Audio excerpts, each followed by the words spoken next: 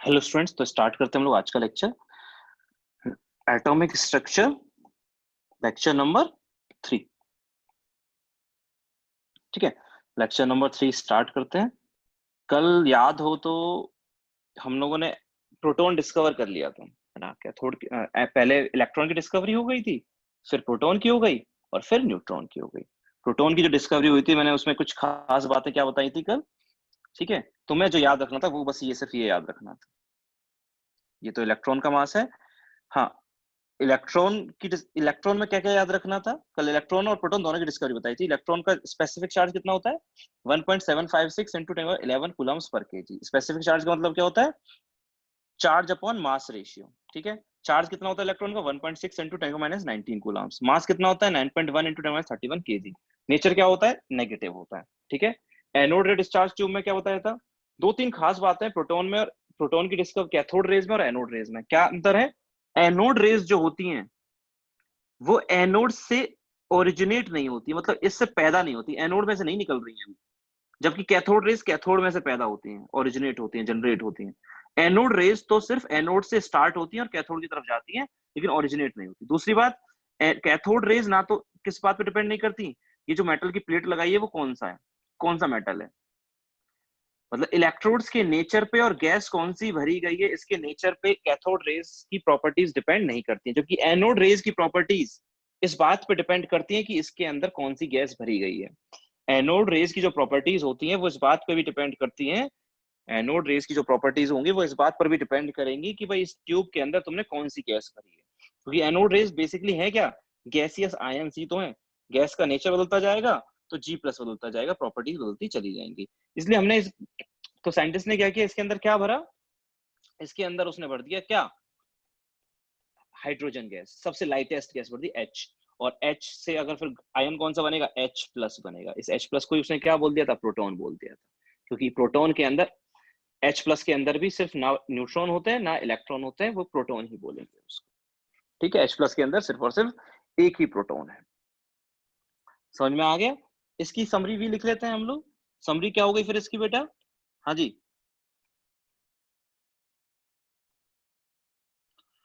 हाँ समरी क्या हो गई बेटा कि पहला पॉइंट किसने डिस्कवर किया? Discovered by Rutherford. Discovered by Rutherford. Rutherford ने इसकी डिस्कवरी की थी। सेकंड पॉइंट, सिंबल क्या है? सिंबल है पी, लिख देते हैं हम लोग कभी कभी। हम कभी कभी 1H1 लिख देते हैं, या कभी कभी हम लोग H प्लस भी लिख देते हैं। H प्लस का मतलब भी क्या है? प्रोटॉन ही है। तीसरा पॉइंट, चार्ज कितना है? चार्ज ऑन वन प्रोटॉन, एक प्रोटॉन पे चार्ज कितना है? प्लस 1.6 इंटू 10 की पावर -19 कूलम्स। उतना ही चार्ज है जितना इलेक्ट्रॉन पर होता है। प्रोटॉन के ऊपर भी उतना ही चार्ज होता है जितना इलेक्ट्रॉन के ऊपर होता है, बस अंतर कितना है? इलेक्ट्रॉन पे नेगेटिव चार्ज होता है, प्रोटॉन पर पॉजिटिव चार्ज होता है। ठीक है,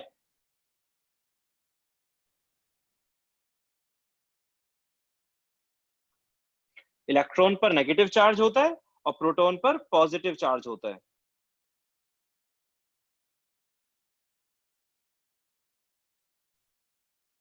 इलेक्ट्रॉन पर नेगेटिव, प्रोटॉन पर पॉजिटिव। नेक्स्ट बात, मास कितना होता है एक प्रोटॉन का? Mass of one proton is equal to 1.672 into 10 की पावर -27 kg। 1.672 into 10 kg। ठीक है, एक प्रोटॉन का मास होता है। और स्पेसिफिक चार्ज कितना होता है? स्पेसिफिक चार्ज कितना होता है? स्पेसिफिक चार्ज मतलब चार्ज बाय मास रेशियो। बेटा चार्ज को रिप्रेजेंट करते हैं हम क्यू से। किससे? क्यू से। तो चार्ज और मास का रेशियो कितना होता है? चार्ज को मैं लिख देता हूँ, चार्ज को मैं रिप्रेजेंट करता हूँ किससे? क्यू से। तो चार्ज और मास का रेशियो यानी स्पेसिफिक चार्ज कितना होता है? वो होता है बेटा 9.58 इंटू 10 की पावर 7 कूलम्स पर KG.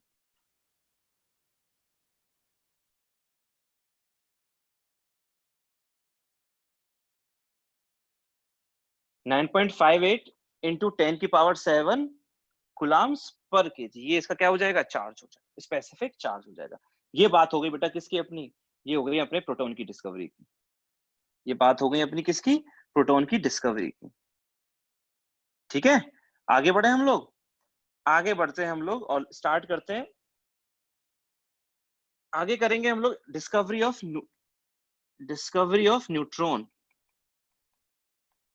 Discovery of neutron. Neutron की डिस्कवरी हम लोग पढ़ने वाले हैं। न्यूट्रॉन कैसे डिस्कवर हुआ था, किसने किया था, क्या हुआ था, वो हम सब देख लेते हैं। न्यूट्रॉन की कैसे डिस्कवरी हुई थी वो हमें करनी है बेटा। ठीक है, चलो कैसे करेंगे न्यूट्रॉन डिस्कवर। तो हुआ क्या था बेटा, एक साइंटिस्ट था James Chadwick, James Chadwick, James Chadwick. James Chadwick ने क्या किया, जेम्स चैडविक ने क्या किया, बेरिलियम लिया, बेरिलियम 4Be9। क्या लिया, बेरिलियम 4Be9। रिप्रेजेंटेशन आता ना इसका, एटॉमिक नंबर 4 है और एटॉमिक मास 9 है। तो 4Be9 लिया और इस पे उसने अल्फा पार्टिकल्स टकराए। क्या इसके ऊपर बॉम्बार्डिंग करी अल्फा पार्टिकल्स की। अल्फा पार्टिकल्स होते हैं बेटा 2He4। तो जेम्स चैडविक ने क्या किया, जेम्स चैडविक ने अल्फा पार्टिकल्स की, अल्फा पार्टिकल्स को एक बेरिलियम की स्क्रीन, एक बेरिलियम का रॉड ले ली, इन अल्फा पार्टिकल्स को उसने इस पे टकराया।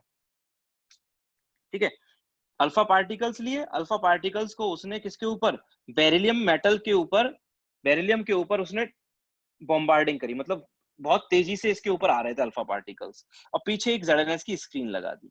ठीक है, तो जब बेरिलियम से अल्फा पार्टिकल्स, ये जो 2He4 मैं लिख रहा हूँ, यही क्या होते हैं, अल्फा पार्टिकल्स होते हैं। यही क्या होते हैं बेटा, अल्फा पार्टिकल्स होते हैं। तो जब अल्फा पार्टिकल्स, तुम्हें पढ़ा होगा रुदरफोर्ड मॉडल 9th के अंदर, ठीक है, गोल्ड फॉइल के ऊपर अल्फा पार्टिकल्स की बॉम्बार्डिंग कराई थी, गोल्ड फॉइल के ऊपर आ रहे थे क्या, अल्फा पार्टिकल्स। तो इसने क्या किया था, एक बेरिलियम के ऊपर अल्फा पार्टिकल्स की बॉम्बार्डिंग कराई। तो जब अल्फा पार्टिकल्स उस बेरिलियम से टकराए तो हुआ क्या, एक न्यूक्लियर रिएक्शन हुई। कौन सी रिएक्शन हुई, न्यूक्लियर रिएक्शन, जिसमें बेरिलियम, वो कुछ इंपॉर्टेंट नहीं था इसलिए मिटा दिया, उस जिसमें बेरिलियम जो था वो कार्बन में कन्वर्ट हो गया, बेरिलियम कन्वर्ट हो गया कार्बन में। एक रिएक्शन हुई, जब बेरिलियम को अल्फा पार्टिकल्स की, अल्फा पार्टिकल्स जब बेरिलियम से टकराए तो beryllium gets converted into carbon. ऐसी रिएक्शंस को बोलते हैं जिसमें एक एटम दूसरे टाइप के एटम्स में कन्वर्ट हो जाता है। ये 12th के अंदर करोगे तुम ऐसी रिएक्शंस, जिसमें एक टाइप का एटम दूसरे टाइप के एटम में ही कन्वर्ट हो जाता है, उनको न्यूक्लियर रिएक्शंस बोलते हैं। तो इसमें बेरिलियम कन्वर्ट हो गया था कार्बन में, कार्बन में कन्वर्ट हो गया था बेटा। ठीक है, बेरिलियम कन्वर्ट हो गया किसमें, कार्बन में। और एक पार्टिकल और बाहर निकला जिसे मैं नाम दे रहा हूं एन, और एनर्जी बाहर निकली, और क्या रिलीज हुई, एनर्जी रिलीज हुई। तो हुआ क्या था, जब चैडविक ने अल्फा पार्टिकल्स को टकराया बेरिलियम के साथ, तो बेरिलियम कन्वर्ट हो गया कार्बन में, और एक पार्टिकल और एनर्जी बाहर निकली, और एक पार्टिकल और बाहर निकला जिसका उसने नाम दे दिया न्यूट्रॉन। इसको उसने नाम दे दिया क्या, न्यूट्रॉन नाम दे दिया। इसको रिप्रेजेंट, इसको क्या बोल दिया उसने, न्यूट्रॉन बोल दिया। ठीक है, तो मैं ये बात लिख देता हूं, when when alpha part when atoms of beryllium were bombarded with were bombarded by alpha particles, when atoms of beryllium were bombarded by alpha particles, beryllium atoms converted into beryllium atoms converted into carbon atoms, into carbon atoms। मतलब जब beryllium की bombarding alpha से कराई गई तो beryllium convert हो गया carbon में, and some particle some particles having no charge but mass slightly greater than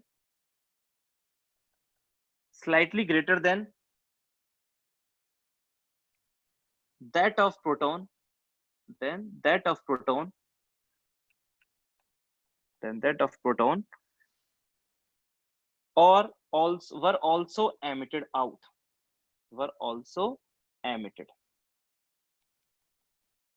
ठीक है. And of Chadwick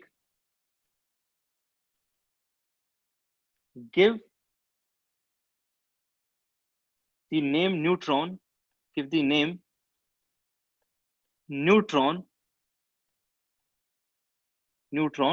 to these particles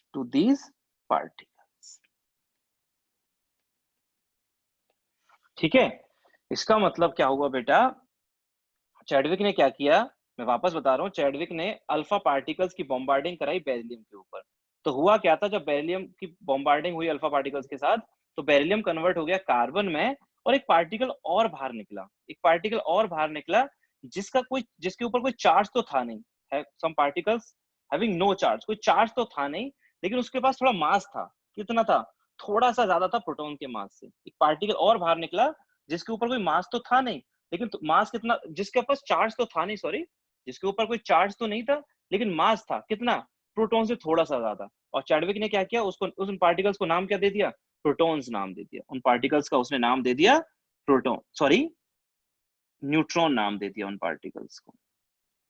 Chadwick ने उन पार्टिकल्स को नाम दे दिया न्यूट्रॉन. समझ गए. तो इस तरीके से क्या हो गई, न्यूट्रॉन की डिस्कवरी हो गई. ठीक है, इसकी भी हम लोग समरी लिख लेते हैं. तो समरी क्या होगी बेटा, हाँ जी,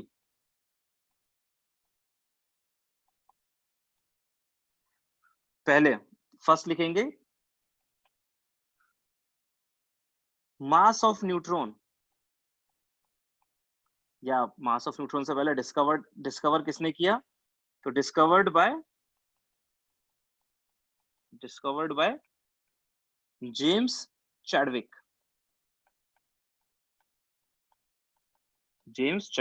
दूसरा पॉइंट, सिंबल क्या होगा इसका, सिंबल होता है बेटा इसका 0n1. 0n1 क्या है बताओ, ये मत समझ नहीं आया. जीरो मतलब क्या है, जीरो मतलब है चार्ज जीरो, और 1 का मतलब है मास.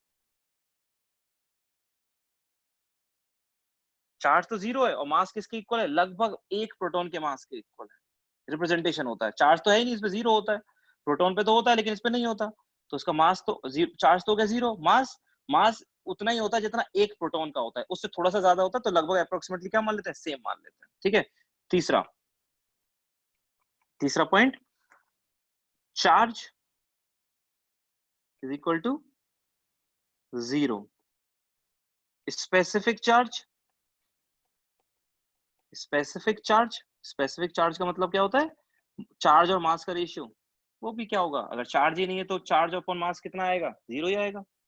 अब चार्ज ही जीरो है तो जीरो अपॉन समथिंग का तो जीरो ही आएगा.